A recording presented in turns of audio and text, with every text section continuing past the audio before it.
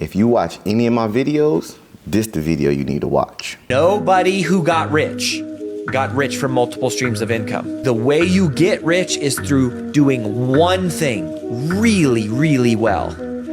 Then once you break through the wall, you diversify.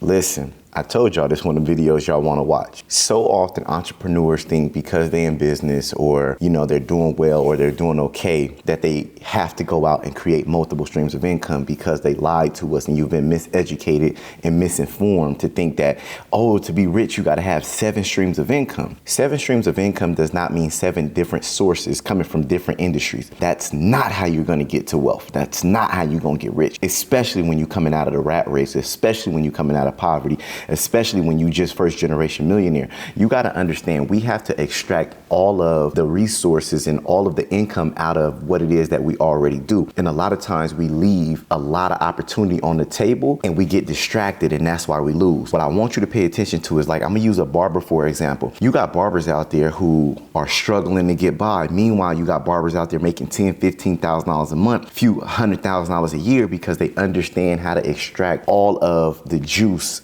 out of the squeeze. See, imagine that you're a barber and you go, okay, well, I'm cutting hair and I'm booked up. It's no more clients that I can take. Yeah, that's fine. But guess what? You failed to create a personal brand. You failed to create a YouTube channel. You failed to create TikTok. Imagine is that if a barber went out, created a YouTube show, and off the YouTube show, you learn how to sell digital products. You develop digital products, how-tos. Why? Because you may be dope with the barber. You may be dope with cutting, but it's so many people around the world who don't have the opportunity to sit in your chair because of location. It's physically impossible for everybody to sit in your chair. And once your brand starts to grow, you up the price. Now you're selling digital products to people who can't get in the chair. Hey, listen, these are some of my best practices to maintain during a haircut. This is the things that I recommend you do. Now you're selling emails. So you literally getting paid to send people emails on some of your best practices and the best tips and things like that that you have. Why? Because your brand. Because you've learned how to document the same haircuts you've been doing, but now you're starting to put them on YouTube. You're showing the world your haircuts. You're learning how to creatively put out content and build your personal brand up, and people want to know, how do you do it? So now guess what? Now you just creating digital products. I'm not telling you go create sprays or get your own barber, your own clippers or nothing like that. Literally create a digital product. Why? Because once you put something on YouTube, guess what? There's millions of people who can actually purchase and support your business. And those small purchases, it may be a $9 ebook. Guess what? It's easy to do $5,000 a month off a $9 ebook when you constantly build out your personal brand and putting it on YouTube.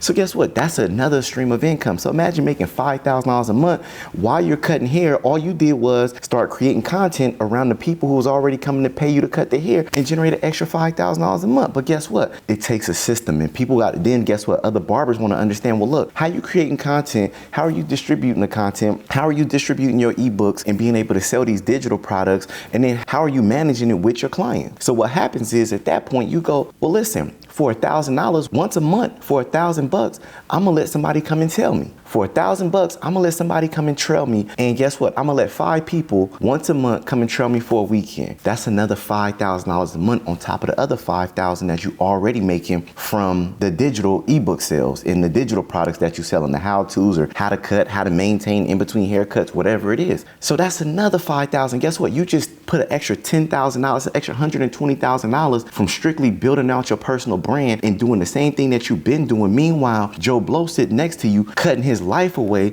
but when he get done cutting, he want to go to the bar and have drinks. Meanwhile, you understanding how to build out your personal brand and extract more income from it, right? Guess what happens is that those people, those barbers may pay $1,000 to come and learn, how you cutting hair, setting your business up and things like that. I'll pay you $1,000 for 2 days to come and trail you and get those systems so I can do the same thing. But guess what? There's a different level to buyers as well for people who want higher level access. Somebody gonna go, listen, I want you to mentor me and help me out, help co-sign me. And guess what? I'm gonna give you $25,000 for the year for you to be able to mentor me. And I want to come once every single month, but I want to be able to meet with you one-on-one and have private access to you. Guess what? You don't need 1 million of these clients. Guess what? If you get 4 people to give you $25,000 a year, that's an extra $100,000 a year. You get what I'm saying now? So now you're making another $100,000 off of just getting 4 people to kind of apprentice to you for the full year to see exactly what it is that you're doing. This is how you start to extract all of the juice out of the squeeze from an industry that you're already in. But so often we rather go, I'm cutting hair, I'm a barber, or whatever industry, I'm a restaurant owner, I want to go invest in real estate. Oh, I want to go learn the stock market. Oh, I want to go do government contracting. Oh, I want to do all these other things. When you're actually good at something, you just haven't perfected squeezing all the juice out of this opportunity. So as a business owner and as entrepreneur, don't think that 7 streams of income means that you got to go be in real estate, stocks, credit, insurance, and Airbnb and Turo. Don't get it confused with that's the things that all of those different things you need to be in those different industries. Those things come later when you start to extract all the juice out of the squeeze. You then take the money that you're making once you extract as much money as you can out of what you're good at doing, and then you diversify into those things as investments. But the main thing and the first priority should always be, can I squeeze 7 streams of income out of what it is I'm already doing and what I'm already good at? So that way I don't have to go and recreate multiple wheels and be distracted with a learning curve and developing new streams of income when I already got something sitting in my lap right here. But it could be 7 sources of income from what it is you already know how to do.